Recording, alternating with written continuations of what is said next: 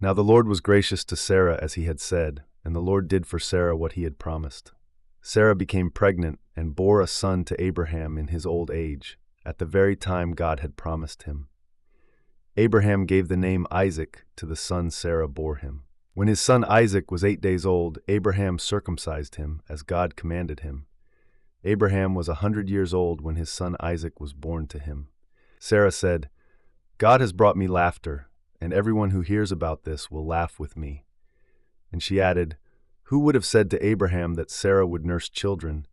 Yet I have borne him a son in his old age." The child grew and was weaned, and on the day Isaac was weaned, Abraham held a great feast.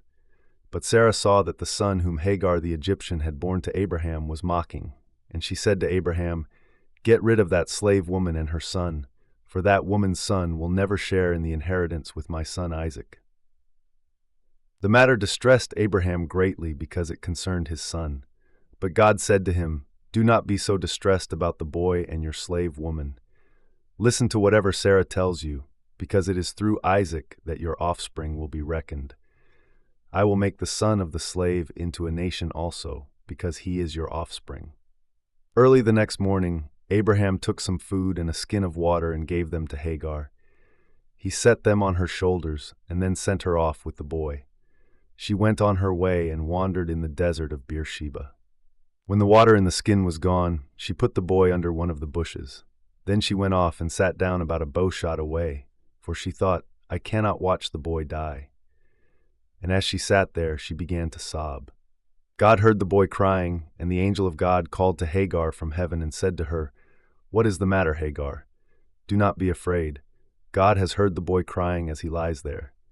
Lift the boy up and take him by the hand, for I will make him into a great nation." Then God opened her eyes, and she saw a well of water. So she went and filled the skin with water and gave the boy a drink. God was with the boy as he grew up. He lived in the desert and became an archer. While he was living in the desert of Paran, his mother got a wife for him from Egypt. This story reminds us that God is always faithful to his promises.